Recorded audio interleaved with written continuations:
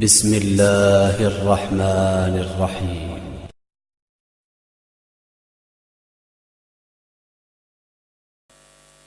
إن الحمد لله نحمده ونستعينه ونستغفره ونؤمن به ونتوكل عليه ونعوذ بالله من شرور أنفسنا وسيئات أعمالنا من يهد الله فلا مضل له ومن يضلل فلا هادي له وأشهد أن لا إله إلا الله وحده لا شريك له وأشهد أن محمدًا عبده ورسوله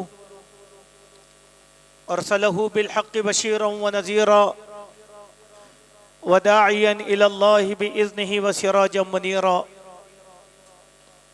أما بعد فإن خير الحديث كتاب الله وخير الهدي هدي محمد صلى الله عليه وسلم وشر الأمور محدثاتها وكل محدثة بدعة وكل بدعة ضلالة وكل ضلالة في النار. فقد قال الله تبارك وتعالى في كلامه المجيد: أعوذ بالله من الشيطان الرجيم، بسم الله الرحمن الرحيم. يا أيها الناس اتقوا ربكم الذي خلقكم من نفس واحدة وخلق منها زوجها وبث منهما رجالا كثيرا ونساء واتقوا الله الذي تساءلون به والأرحام إن الله كان عليكم رقيبا. يا أيها الذين آمنوا اتقوا الله وقولوا قولا سديدا يصلح لكم أعمالكم ويغفر لكم ذنوبكم ومن يطع الله ورسوله فقد فاز فوزا عظيما. يا أيها الذين آمنوا اتقوا الله حق تقاته ولا تموتن إلا وأنتم مسلمون. وقال الله سبحانه وتعالى: قل اللهم مالك الملك تؤتي الملك من تشاء وتنزع الملك ممن تشاء وتعز من تشاء وتذل من تشاء بيدك الخير إنك على كل شيء قدير. معزز حاضرین اور پردہ نشین خواتین، ہر قسم کی تعریف اللہ سبحانہ و تعالیٰ کے لیے لائق ہے، جو حی القیوم ہے، ہمیشہ سے قائم ہے اور ہمیشہ سے زندہ رہنے والی ذات ہے۔ درود و سلام ہو پیارے نبی جناب محمد رسول اللہ صلی اللہ علیہ وسلم کی ذات پر کہ آپ نے اللہ کا یہ دین ہم تک مکمل طور پر پہنچا دیا ہے۔ اس دین میں کسی قسم کی کوئی کمی نہیں ہے اور نہ زیادتی کی کوئی گنجائش باقی ہے۔ اللہم صلی علی محمد وبارک وسلم۔ معزز حاضرین، ہماری زندگی کے بہت سے ایسے اعمال ہیں جس کو ہم نیکی سمجھتے ہوئے کرتے ہیں، لیکن ہماری بعض غلطیوں کی وجہ سے ان اعمال کے اجر کو اللہ سبحانہ و تعالیٰ اکارت کر دیتے ہیں، اور ہمارے برے اعمال ہمیں سمجھ میں نہیں آتے۔ اسی لیے دین اسلام نے ایک مسلمان کو دوسرے مسلمان کے حق میں باہمی نصیحت کرنے کا حکم دیا تاکہ ایک دوسرے کی غلطی کی اصلاح ہو سکے۔ ہماری کچھ ایسی ہی غلطیوں میں سے ایک غلطی یہ ہے جس کو عرف عام میں کہا جاتا ہے شہرت پسندی یا شہرت طلبی، یعنی انسان ہر کام کا کریڈٹ لینا چاہتا ہے اور ہر چیز کے اندر وہ کہتا ہے کہ یہ کام میں نے کیا، یہ کام میں نے کیا۔ اور بعض لوگوں کی اتنی بری عادت ہوتی ہے، جب تک ان کی میں کی رٹ ختم نہیں ہوئی ان کے دل کو سکون نہیں ملتا۔ اور بعض لوگوں میں یہ عادت ہوتی ہے کہ وہ اپنی شہرت کو بڑھانے کے لیے غیر مسلموں کے پاس جاتے ہیں اور ان سے بڑے تعلقات استوار کرتے ہیں، اور ان کو اس بات کا فخر ہوتا ہے کہ ہماری پہنچ بہت زیادہ اونچی ہے، اور اس پہنچ کے ذریعے سے وہ لوگوں پر رعب اور دبدبہ قائم کرنے کی کوشش کرتے ہیں۔ ایسے لوگوں کے بارے میں اللہ تبارک و تعالیٰ نے سوال کیا کہ ایبتغون عندہم العزہ، ان کی چوکھٹوں کے تلوے تم کیوں چاٹتے ہو؟ کیا تم وہاں جانے کے بعد تمہیں عزت مل جائے گی؟ تو پھر یاد رکھو وَلِلَّهِ الْعِزَّةُ وَلِرَسُولِهِ وَلِلْمُؤْمِنِينَ، تو عزت اللہ کے لیے ہے، رسول اللہ کے لیے ہے، اہل ایمان کے لیے ہے۔ اس نقطے کو منافق نہیں جانتے۔ تو اس کے ذریعے سے انسان شہرت طلبی چاہتا ہے، ہر چیز کے اندر وہ واہ واہ کرنے کی کوشش کرتا ہے۔ منافقین کی ایک عادت تھی جس کو قرآن مجید نے نقل کیا، وہ تو ایسے تھے جو ناکردہ کاموں کو بھی اپنی طرف منسوب کر کے شہرت جتایا کرتے تھے کہ یہ کام ہم نے کیا، یہ کام ہم نے کیا، یہ کام ہم نے کیا۔ اسی لیے میرے بھائی، ہر مسلمان کو یہ یاد رکھنا چاہیے کہ وہ شہرت طلبی سے محفوظ رہے۔ دنیا کی یہ شہرت اسے کچھ کام آنے والی نہیں ہوتی، بلکہ شہرت وہ کام آنے والی ہے جو آخرت میں ہوتی ہے، جو ہمارے دنیاوی اعمال کے ذریعے سے، جو ہمارے علم میں نہ ہو۔ جب ہم اللہ کے حضور میں جائیں گے تو وہاں پر خود بخود ہماری شہرت ہوگی۔ ہماری شہرت آسمانوں پر ہونی چاہیے، زمین پہ نہیں۔ ہاں، اللہ تعالیٰ اپنے جن بندوں کو دنیا میں مشہور کر دینا چاہتا ہے، ان کے علم، ان کے تقوی کی وجہ سے تو کائنات کی کوئی طاقت ان کی شہرت کو روک نہیں سکتی۔ آپ دیکھیں، صحابہ کرام کی شہرت اللہ کو مقصود تھی، قیامت تک صحابہ کی شہرت رہے گی۔ تابعین، تبع تابعین، محدثین، مفسرین کی شہرت اللہ کو مقصود تھی۔ مجاہدین اسلام کی شہرت اللہ کو مقصود تھی۔ یہ قیامت آنے تک ان لوگوں کی شہرت زمین پر باقی رہے گی۔ کیوں؟ یہ اللہ کے ارادے کے تحت ہے۔ اسی لیے ہم کچھ اعمال ایسے کریں جیسے کہ شاعر نے کہا کہ موت بھی ایسی مرو کہ دنیا دیر تک ماتم کرے۔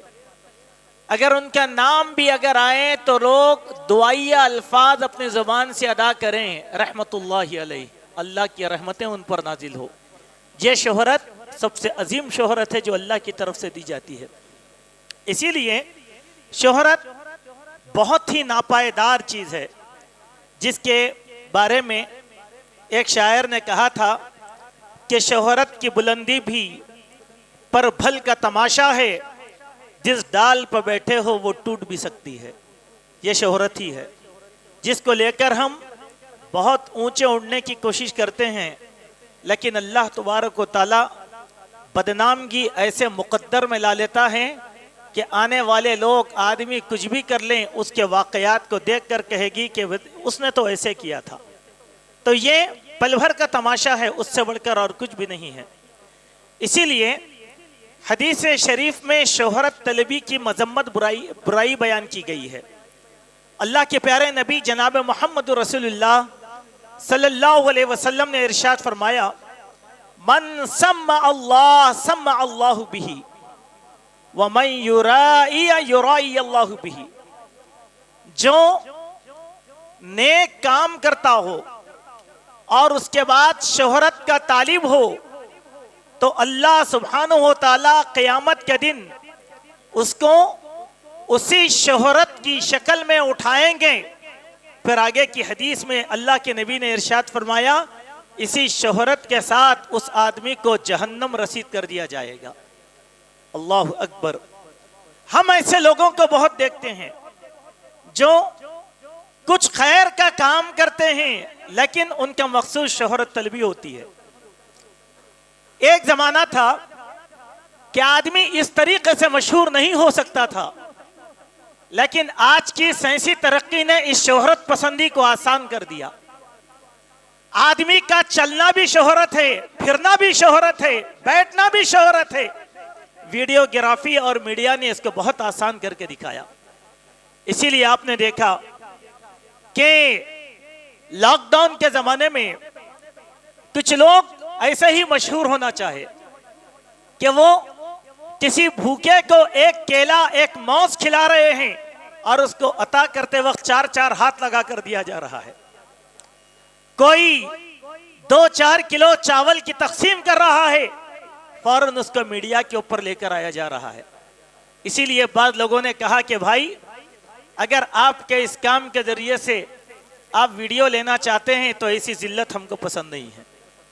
ये किया लोगों ने, इससे हासिल होने वाला क्या है? यह मोमिन की शान नहीं होती। कुरान मजीद में अल्लाह तबारक व तआला ने मोमिन की एक सिफत बयान फरमाया कि वयुतइमून अत्ताम अला हुब्बिही मिस्कीना व यतीमा व असीरा, कि मोमिन वो हैं जो अल्लाह की मोहब्बत में मिस्कीनों को, यतीमों को, यसीरों को खिलाते हैं। और क्या कहते हैं?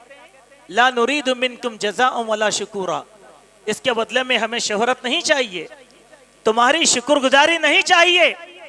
इन्नमा नुतइमुकुम लिवजहिल्लाह, हम तो अल्लाह के चेहरे की खुशनुदी के लिए खिलाते हैं। सुभान अल्लाह, यही जज्बा एक मोमिन का होना चाहिए। एक हाथ से अगर वो देता हो तो दूसरे हाथ को खबर ना हो। हमारे पास शोहरत पसंदी की बड़ी बुरी आदत है।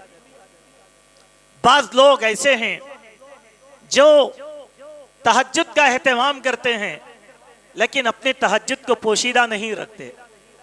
जब भी जिक्र निकलता है तो लोगों से अर्ज करते हैं, पता है मैं तहज्जुद का एहतमाम करता हूं, मेरे बीवी बच्चे तहज्जुद का एहतमाम। किसने पूछा था आपसे? क्या कोई पूछा था? तहज्जुद तो एक ऐसी नमाज है जो हर इंसान को चोरी छुपे पढ़ना चाहिए, अल्लाह जाने और वो जाने और तीसरे किसी को इल्म ना हो। नमाजों में बाद सलफ के वाकयात को अगर आप पढ़ेंगे ये मालूम होगा कि जब वो तहज्जुद के लिए बेदार होते, नमाज की हालत में रहते, अगर उन्हें इस बात का एहसास होता कि घर का कोई फर्द जाग चुका है तो उसी हालत में सो जाया करते थे ताकि उस फर्द को मालूम ना हो कि वो तहज्जुद की नमाज अदा कर रहा है। लेकिन हम लोग क्या चाहते हैं? रोजा है, अरे हम रोजा हैं, रोजा हैं, रोजा। किसने पूछा आप रोजा है? आपकी इबादत करिए। तो ये जो इबादत में, मामलात में, माशरत में जो आज शोहरत तलबी की फटकार हमारी तकदीर में आ चुकी है, यह हमें दुनिया में भी रुसवा करने वाली है और आखिरत में भी रुसवा करने वाली है। एक हदीस में आया कि अल्लाह के प्यारे नबी जनाब मोहम्मद रसूलुल्लाह सल्लल्लाहु अलैहि वसल्लम ने फरमाया, रोज़े क़ियामत अल्लाह ताला अहले ईमान के सामने अपने आप को जाहिर करेंगे तो वो एक शक्ल सूरत होगी अल्लाह तबारक व तआला की। फिर अल्लाह ताला एक दूसरी शक्ल में लोगों के सामने हाजिर होंगे और फरमाएंगे कि ऐ लोगों, मैं तुम्हारा रब हूं। लोग कहेंगे कि यकीनन ऐ अल्लाह, आप ही हमारे रब हैं। अल्लाह ताला कहेगा, क्या तुम जानते हो मेरी मारिफत के लिए दूसरी दलील क्या है कि मैं रब हूं? तुम कैसे पहचानते हो? तो वो कहेंगे कि ऐ अल्लाह, तेरी जात और किबरिया की कसम, तेरे कदमों की पिंडलियों को देखकर हम समझ जाते हैं कि ये पिंडलियां तेरी हैं, क्योंकि तू क़यामत के दिन अपनी पिंडलियों को खोलने वाला है। अल्लाह तबारक व तआला अपनी पिंडलियों को खोल लेंगे तो हर इंसान सजदे में गिर जाएगा। हर इंसान, हर मोमिन सजदे में गिर जाएगा। लेकिन कुछ शोहरत पसंद सजदा करने वाले ऐसे भी होंगे जिन्होंने जमीन पर शोहरत के लिए सजदा किया होगा।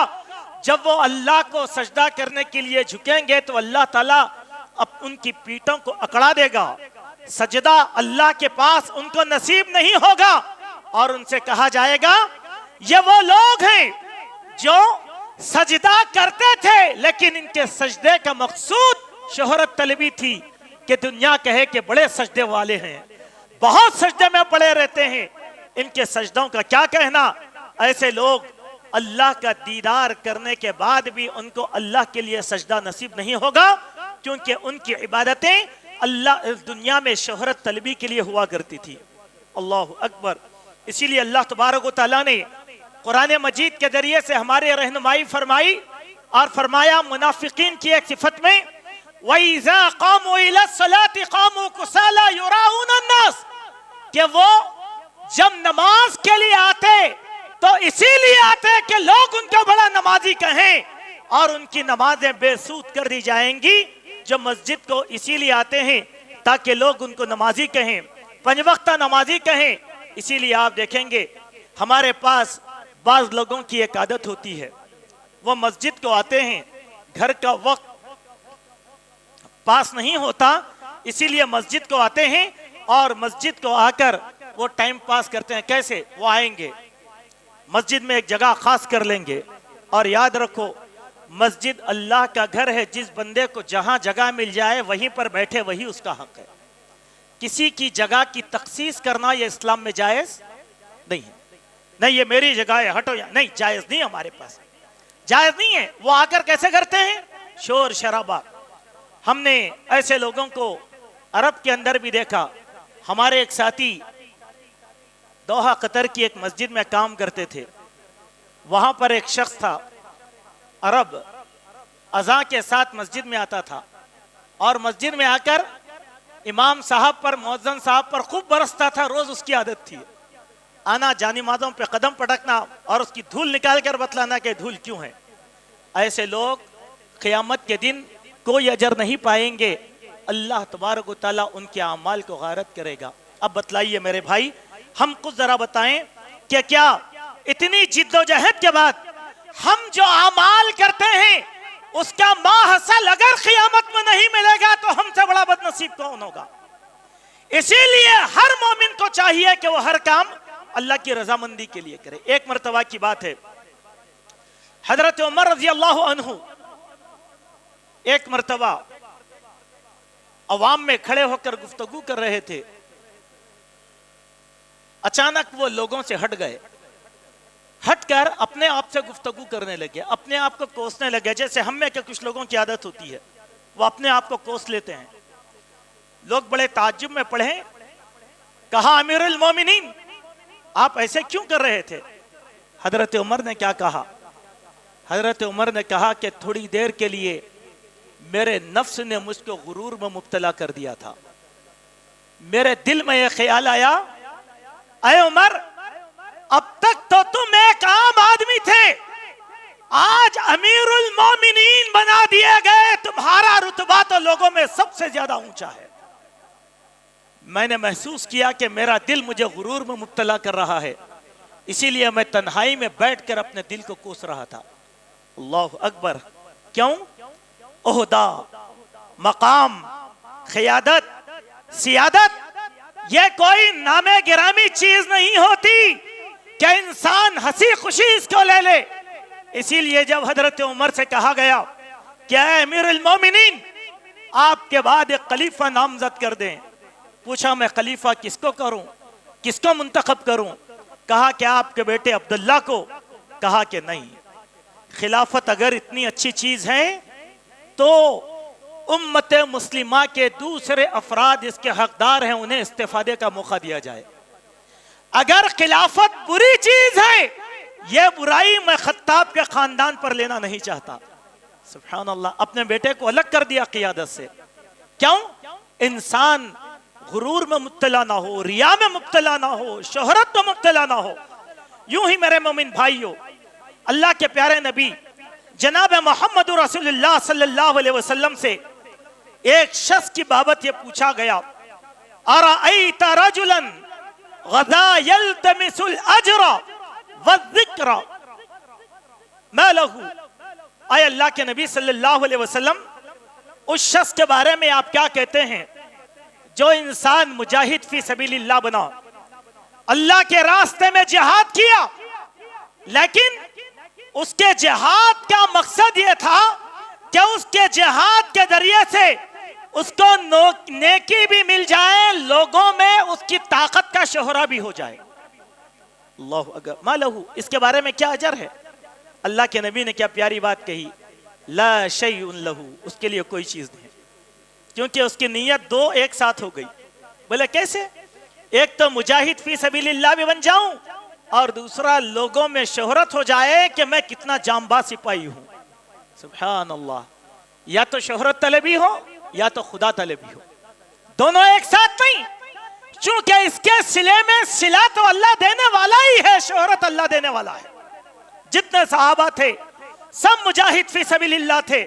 اللہ تبارک و تعالیٰ نے ان کی نیک نامی کو بلند کر کے رکھ دیا. کہا اللہ کے نبی نے ایسے آدمی کے لیے کوئی بدلہ نہیں ہے.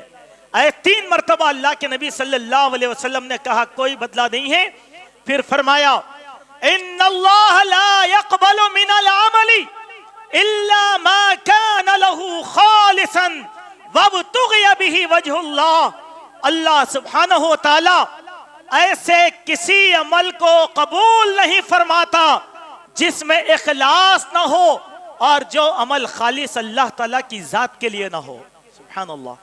پہلی بات ہمارے ہر عمل کے لیے اخلاص چاہیے, اور دوسری بات اللہ تبارک و تعالیٰ کی رضامندی مقصود ہو. بس میرا بیٹھنا اللہ تعالیٰ کے لیے, میرا اٹھنا اللہ تعالیٰ کے لیے, یہ کام میں نے اللہ تعالیٰ کے سامنے کر دیا, اللہ کے لیے کر دیا. اس چیز سے انسان کو نیکی اور اجر ملتا ہے. ورنہ شہرت پسندی تو اللہ تعالیٰ نے کئی لوگوں کی کارت کر کے رکھ دیا. آگے مثالیں آئیں گی, وقت آئے گی تو وقت اگر بچے گا تو ہم وہ مثالیں آپ کے سامنے دیں گے. دوسری بات, شہرت پسندی کا ایک ذریعہ ہوتا ہے, وہ ہے لباس کا پہننا. ایک انسان کے دل میں ایک خواہش ہوتی ہے کہ میں بہت بھاری لباس پہنوں تاکہ میرے لباس کو دیکھ کر لوگ حشاش بشاش ہو جائیں, واہ واہ کرنے لگیں, کہیں کہ کیا کپڑا ہے, کیا لبادہ ہے, کیا پہننا ہے, کیا معیاری چیز ہے, کس نے سیا, کہاں خریدے. اب انسان جو ہے کہتا ہے کہ بتائے کہاں سے لایا, کتنے کا ہے. اللہ کے بندو, حالانکہ لباس تو جسم ڈھانکنے کے لیے پہننا چاہیے, لیکن لباس کے ذریعے سے شہرت پسندی بھی ہوتی ہے. اللہ کے پیارے نبی جناب محمد رسول اللہ صلی اللہ علیہ وسلم کی ایک حدیث جس میں آپ نے فرمایا من لبس ثوب شہرت البسہ اللہ یوم القیامت ثوبا مثلہ ثم تلہب فیہ النار. اللہ کے نبی نے فرمایا جس انسان نے شہرت طلبی کے لیے لباس پہنا, ایسا لباس پہنا جو اس کی عادت اور فطرت میں نہیں ہے, لیکن اس کی نیت ہے کہ شہرت ہو جائے, تو قیامت کے دن اللہ تعالیٰ ویسا ہی لباس اس کو پہنائیں گے, اور ایسے انسان کو وہ لباس پہنا کر اللہ تعالیٰ جہنم رسید کر دیں گے. ثم تلہب, پھر وہ منہ کے بل ڈھکیل دیا جائے گا آگ کے اندر. یہ شہرت مثال کے طور پر دیکھیں, حضرت عمر کی زبان سے اس بات کو آپ سمجھیں. ایک صحابی رسول حضرت عمر بن خطاب رضی اللہ عنہ کی خدمت میں حاضر ہوئے اور ایک بہترین شایہ تحفے میں لا کر کہا کہ میں نے فلاں آدمی سے یہ شایہ خریدا آپ کے لیے. کہا کہ کیوں؟ کہ آپ اس کو زیب تن کریں, آپ اس کو پہنیں. کہا کہ کیوں؟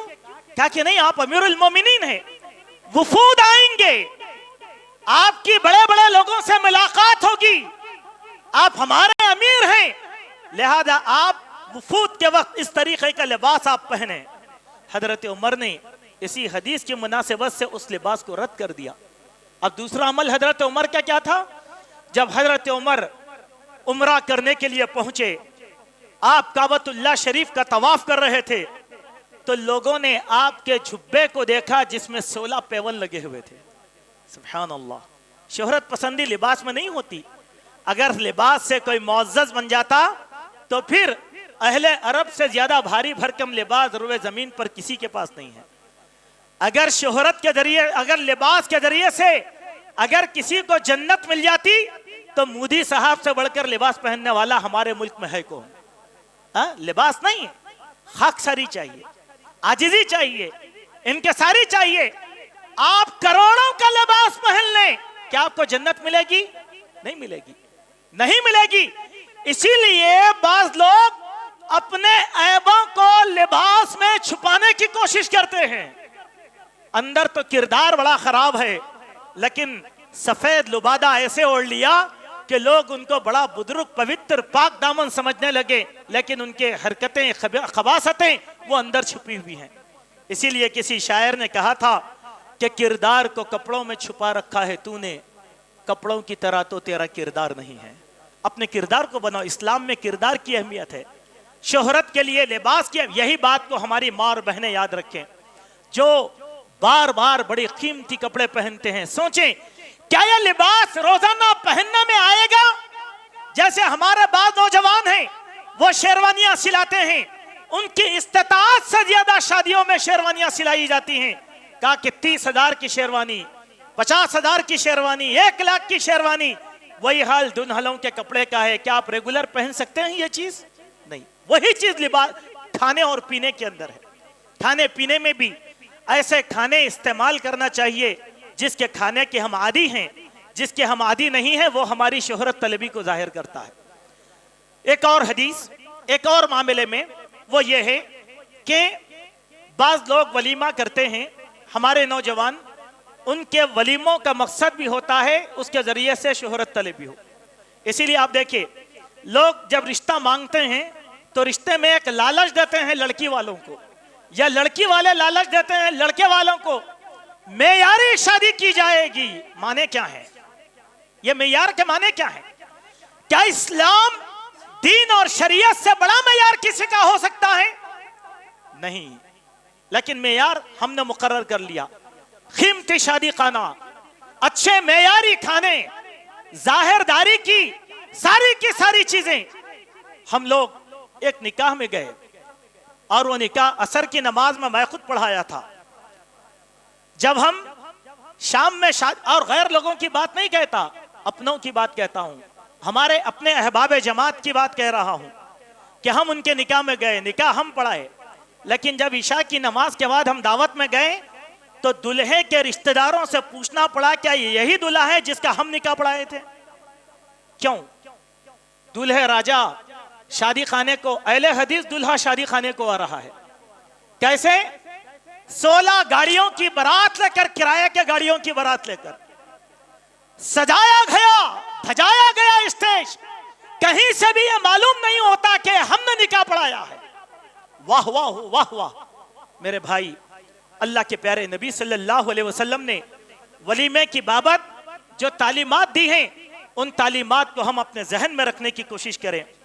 ولیمہ شادی کے پہلے دن کرنا یہ افضل ہے، دوسرے دن کرنا سنت کی ادائیگی ہے، اور اگر کوئی لیٹ ولیمہ کرتا ہے تیسرے دن تو پھر یہ دکھاوا ہے، وہ ولیمہ نہیں ہوتا، اس کو اللہ کے نبی نے دکھاوا کہا۔ جیسے حدیث شریف میں آیا، اللہ کے نبی نے بیان فرمایا الولیمۃ اول یوم حق والثانی معروف والثالث ریاء وسمعۃ۔ اللہ اکبر، کیا کہا؟ لوگوں، ولیمہ پہلے دن حق، دوسرے دن نیکی، اور تیسرے دن ریاکاری وسمعۃ اور شہرت ہے۔ یہ آدمی سنت کی ادائیگی کے لیے ولیمہ نہیں کیا، اسی لیے ولیمہ کب کرنا ہے؟ پہلے دن۔ پہلے دن، اب پہلے دن کا اطلاق اہل علم نے یہ کیا کہ شادی کا جو دوسرا دن ہوتا ہے وہ پہلا دن، اور بعض اہل علم نے کہا کہ نکاح کے ساتھ جو ہوتا ہے وہ پہلا دن۔ المہم اس میں بحث ہے، لیکن ہم بحث میں نہیں پڑھنا چاہتے۔ ویسے ہی ایک حدیث میں اللہ کے نبی صلی اللہ علیہ وسلم نے فرمایا کہ اگر کوئی آدمی تم کو ولیمے کی دعوت دیتا ہے اور اچھے قسم کے کھانے کھلاتا ہے اور کھلانے کے بعد تم کو احسان جتاتا ہے، کیسے؟ کیا ولیمہ تھا، فلاں باورچی کو میں نے بلایا، عالی شان چیزیں بنایا، لاکھوں روپے کا کھانا کھلایا، کیسا تھا؟ مزیدار تھا۔ یعنی ہماری دعوت ایسے ہی ہوتی ہے۔ اللہ اکبر۔ اللہ کے نبی نے کیا کہا؟ تم کو معلوم ہے کہ یہ آدمی اس نیچر کا ہے، جب کبھی دعوت دے تو اس کی دعوت کو قبول نہ کرو، کیونکہ اس کا مقصود کیا ہے؟ ریاکاری، شہرت، اور اس شہرت میں تم اس کے معاون مت بنو۔ اب اس دن میں بہت سے تاریخی روایات موجود ہیں، لیکن وقت نہیں ہے کہ ہم ان ساری کی ساری روایات کو آپ کے سامنے رکھیں۔ 2 روایتیں بڑی اہم ہیں جس کو میں آپ کے سامنے رکھ کر اپنی بات کو مختصر کرتا ہوں۔ شہرت طلبی کا ایک اور ذریعہ ہوتا ہے، وہ کیسے؟ کسی حقدار کے حق کو مار کر اس کے مقام پر ہم کھڑے ہونا. سبحان اللہ. یہ بات کو ذرا سمجھے، بڑی باریکی کی بات ہے یہ. مثال کے طور پر یہ ہماری جماعت ہے. اس جماعت میں سب سے معیاری آدمی علم کے لحاظ سے، تقوی کے لحاظ سے کون ہے، یہ ہم کو معلوم ہے. اب ہم اپنا بڑا صدر بنانا چاہتے ہیں تو اس آدمی کو صدارت سے محروم کر کے میں خود اس کی جگہ پر کھڑ جاؤں، یہ شہرت طلبی ہے. جیسے کیا ہوتا ہے ہمارے پاس جماعتوں میں ہوتا ہے، مذہبی جماعتوں میں ہوتا ہے، مساجد میں ہوتا ہے. کسی حقدار کے حق کو مار کر اس کی جگہ خود کھڑے ہو جانا، اس کو نبی کریم صلی اللہ علیہ وسلم نے شہرت کہا. شہرت کہا. حضرت عمر رضی اللہ عنہ سے ہم بات کو شروع کریں گے. حضرت عمر سے جب لوگوں نے کہا کہ اے امیر المومنین، آپ کی جگہ کسی خلیفہ کو نامزد کر دیں، تو آپ نے ایک دوسرا جملہ کہا تھا. کیا کہا؟ اگر مغیرہ بن شعبہ کے غلام سالم زندہ رہتے تو میں ان کو امت کا خلیفہ بنا دیتا. اللہ اکبر. کون تھے؟ مغیرہ بن شعبہ کے غلام سالم. جب قرآن مجید کی تلاوت کر رہے تھے، اللہ کے نبی نے سالم کی زبانی قرآن کو سنا تو اللہ کی حمد و ثنا کرتے ہوئے کہا تھا، اے اللہ تیرا فضل اور احسان ہے کہ میری امت میں تو نے سالم جیسے لوگوں کو پیدا کیا ہے. اور وہ سالم ناشرہ مبشرہ میں سے تھے، عام صحابہ میں سے تھے، لیکن حضرت عمر کے پاس ان کا مقام اتنا زیادہ اونچا تھا کہ میں ان کو خلیفہ بنا دیتا. لیکن لوگوں، آج کیا بات ہے، ایک کا حق کاٹ کر دوسرا آدمی صدر بننا چاہتا ہے تو امت بھلائیوں سے محروم ہو رہی ہے. آج ہم تباہی میں کیوں ہیں؟ زوال میں کیوں ہیں؟ قیادت سے محروم کیوں ہیں؟ چاہے وہ سیاسی قیادت ہو، چاہے مذہبی قیادت. اچھے لوگ ممبر و محراب کی زینت نہیں بنتے، اسی لیے برے لوگ اس جگہ کو انہوں نے ڈاکہ ڈال لیا ہے. یہ سمجھنے کی ہم کوشش نہیں کرتے. اللہ کے نبی نے اس کو ناپسندیدہ عمل شمار کیا. اسی لیے دین اسلام نے ایک اصول بیان فرمایا. وہ اصول کیا ہے؟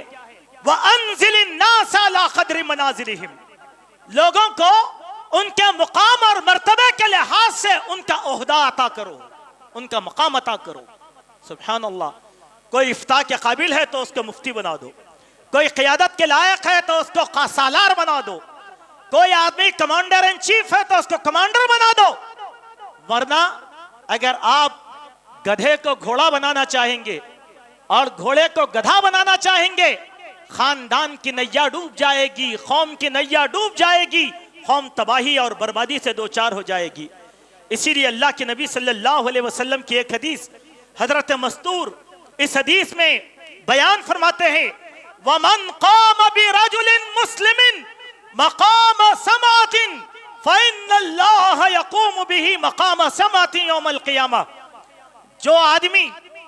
جو آدمی کسی مسلمان کے بدلے شہرت کے مقام پر کھڑا ہوا، اللہ تعالیٰ قیامت کے دن اس کو ایسے مقام پر فائز کرے گا جو بدنامگی کا مقام ہوگا. اللہ اکبر. ایسا کھڑا کر دیں گے اللہ تعالیٰ، کہیں گے یہی ہے دیکھو جو قوموں کی نیا کو ڈبا دیا تھا، یہی نالائق ہے، دیکھو مجھے معلوم ہے کہ میں اس منزل کا اہل نہیں ہوں، میرے لیے جائز نہیں ہے کہ میں یہاں پر کھڑ جاؤں. مگر یہ قربانی دے کون؟ لیکن انسان کرتا ہے جس کی وجہ سے نقصان وہ سہتا ہے. ایسے ہی ایک اور بات، ہم لوگ مساجد تعمیر کرتے ہیں اور وہاں پر بھی شہرت طلبی، کہ میں نے مسجد بنا دیا، میں نے مسجد بنا دیا، میں نے مسجد بنایا. ارے میں کہاں کر رہے ہو میرے بھائی؟ اللہ نے توفیق دیا تو آپ نے مسجد بنایا. بہت سے مالدار ہیں انڈیپینڈنٹ مسجدیں بناتے ہیں، بنائے بھول جائیں، انتظام اپنے پاس رکھ لیں. لیکن کیا ہے؟ میں کی سیاست ہمارے پاس ہر مسجد کے اندر ہے. اللہ نہیں، ہم اللہ کے بندوں جب مسجد تعمیر کرتے ہیں تو ایک حدیث ہم لوگ بیان کرتے ہیں، اور اہل حدیثوں آدھی حدیث بیان کرتے ہیں اور آدھی بیان نہیں کرتے. کیا ہے حدیث؟ من بنا مسجدا للہ بنى اللہ لہ بیتا فی الجنہ. لوگ خوش بولے کہ جس نے اللہ کے لیے مسجد بنا دیا، اللہ قیامت کے دن اس کے لیے مسجد بنائے گا. لوگ خوش، لوگوں نے تعاون دے دیا، ہم نے مسجد بنا دیا. پھر آپ یہ کہیں کہ لوگوں کے تعاون سے مسجد بنائی گئی. لیکن آدمی یہ نہیں کہتا، آدمی کہتا ہم نے بنایا، میں نے بنایا. یہ حدیث کا آدھا ٹکڑا ہے. اور آدھا ٹکڑا کیا ہے حدیث کا؟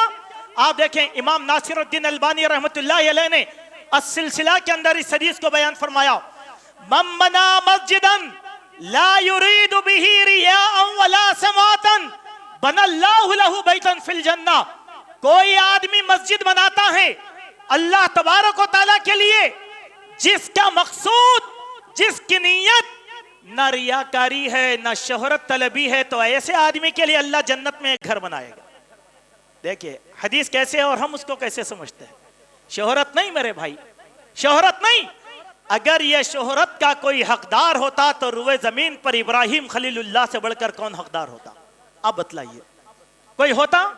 اللہ کی سب سے پہلی مسجد کس نے بنائی تھی؟ حضرت ابراہیم خلیل. کیا آپ بتا سکتے ہیں کیا آج حضرت ابراہیم خلیل کی اولاد مسجد کی متولی بن کر وہ سنبھال رہی ہے؟ نہیں. پتہ نہیں ان کی نسل کہاں ہے، پتہ نہیں نسل ہے کہ نسل ختم ہو گئی. لیکن مسجد چلانے والی کون؟ امت محمدیہ. یہ ایک بات ہمیشہ نقطہ یاد رکھیے حضرت ابراہیم کے اس عمل سے.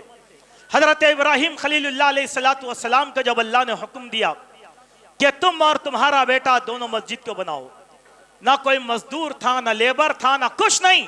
کتنی مشقتوں سے انہوں نے بیت اللہ الحرام کو بنا دیا پتہ نہیں. لیکن اس کے بنانے کے بعد ابراہیم خلیل اللہ نے کہیں یہ نہیں کہا اے اللہ میں مسجد بنایا. لوگ زیارت کے لیے آئے تو یہ نہیں بولے کہ ہماری مسجد. کیا کہا؟ ایک چھوٹی دعا کیا. اگر یہ دعا ہم نے اپنے کسی عمل خیر کے بعد نہیں کیا تو ہم شہرت پسند شمار کیے جائیں گے. کہا ربنا تقبل منا انک انت السمیع العلیم. اے اللہ تیرا حکم تھا مسجد بنانا، میں نے بنا دیا. اے اللہ اب یہ عاجزانہ دعا ہے کہ تو میری اس محنت اور کوشش کو قبول فرما لے. سبحان اللہ. اللہ نے قبول فرما لیا. حضرت ابراہیم کی دعا کے لحاظ سے اس مسجد کو روئے زمین پر بھی شہرت عطا فرمایا اور اللہ کے بندوں کے دلوں کو اس مسجد کی طرف پھیر دیا. ہم نے کہا ہر انسان اپنی افضل ترین عبادت کرنے کے لیے وہاں جاتا ہے اور ابراہیم علیہ السلام کو بھولتا نہیں ہے، نہ اسماعیل علیہ السلام کو فراموش کرتا ہے. جب ہم وہاں جاتے ہیں تو خانوادہ ابراہیم سے بڑھ کر ہمارے دلوں میں کسی کی یاد نہیں رہتی. سبحان اللہ. یہ چیز ہمارے پاس ہونا چاہیے. المہم میرے بھائیوں، باتیں اس دن میں اور بھی بہت ہیں، لیکن جو بات میں آپ کے سامنے عرض کرنا چاہتا ہوں وہ یہی بات ہے کہ دیکھیں ہمارا ہر کام اللہ کی رضامندی کے لیے ہو، اللہ کی خوشنودی کے لیے ہو. مقصد قیامت کے دن ہمارا شہرہ ہو. ایک حدیث مجھے یاد آئی آخری، ہم میں کہ کتنے لوگ ایسے ہیں جو اللہ کے پاس شہرت چاہتے ہیں؟ پہلے یہ طے کر دو جس کو اللہ کا شہرت نہیں ہے یہاں اخباروں میں چھپا لو اشتہارات، لیکن اللہ کے پاس کچھ ملنے والا نہیں ہے. اللہ کے فرشتے اللہ کے دربار میں جاتے ہیں، اللہ تعالیٰ پوچھتے ہیں میرے فرشتوں جب تم گئے تھے تو میرے بندے کیا کر رہے تھے، آج جب تم آ رہے تھے تو میرے بندے کیا کر رہے تھے؟ فرشتے کہتے ہیں کہ اے اللہ جب ہم گئے تو تیرے بندے تیری عبادت میں تھے، فلاں تھا فلاں تھا فلاں تھا فلاں تھا. اللہ خوش ہوتے ہیں، کہتے ہیں اچھا یہ لوگ میری عبادت کر رہے تھے؟ کہا کہ ہاں اے اللہ اور تیری تعریف اور کبریائی بیان کر رہے تھے. اللہ پوچھتا ہے کہ بولو کیا کہہ رہے تھے؟ کہا اے اللہ تیرا فلاں بندہ عبد الرحیم سبحان اللہ کہہ رہا تھا، عبد الرحمن الحمدللہ کہہ رہا تھا، عبد الکبیر اللہ اکبر کہہ رہا تھا، فلاں بندہ لا الہ الا اللہ کہہ رہا تھا. اللہ خوش ہو کر فرشتوں سے کہتے ہیں فرشتے میرے فلاں فلاں بندے نے میری تعریف کی، تم اس بندے کے حق میں دعا کرو.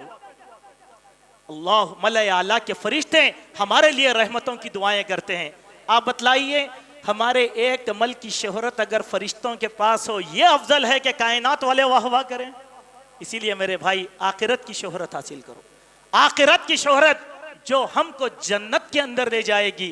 دنیا کی شہرت ہم کو منہ کے بل جہنم میں داخل کر دے گی. اللہ تعالیٰ سے دعا ہے اللہ سبحانہ و تعالیٰ ہم سب کو اسلام سمجھنے کی توفیق عطا فرمائے، ریاکاری سے بچائے، شہرت طلبی سے بچائے. اللہ جب تک زندہ رکھے اسلام پر رکھے، جب ہمارا خاتمہ ہو ایمان پر ہو. اللہ تبارک و تعالیٰ ہم سب کو قرآن اور سنت کا شعور نصیب فرمائے. جب تک اللہ تبارک و تعالیٰ دنیا میں رکھے کافروں کے دیدہ تر ہونے سے اللہ تعالیٰ محفوظ رکھے. قید و بند کی صعوبتیں برداشت کرنے والوں کی رہائی کے اسباب کو اللہ تعالیٰ آسان بنائے. اللہ تعالیٰ ہماری پریشانیوں کو دور کرے. عقل حلال کی اللہ تعالیٰ توفیق عطا فرمائے. اقول قولی ھذا استغفر اللہ من کل ذنب واتوب الیک.